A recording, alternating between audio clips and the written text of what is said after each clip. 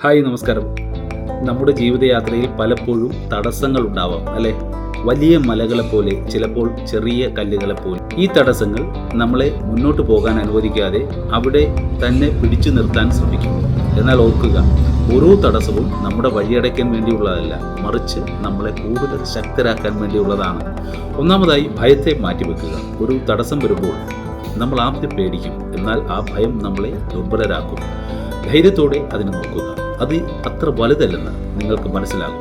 രണ്ടാമതായി, പ്രശ്നത്തെ പഠിക്കുക എന്നുള്ളതാണ്.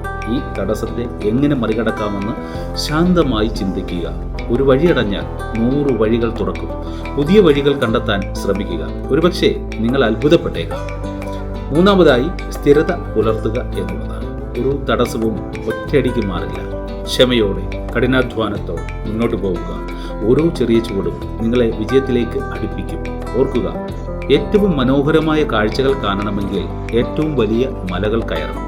നിങ്ങളുടെ ലക്ഷ്യത്തിലേക്ക് എത്താൻ ഈ തടസ്സങ്ങൾ ഒരു പാലമായി ഉപയോഗിക്കുക. നിങ്ങൾക്ക് കഴിയും, ഉറപ്പ്.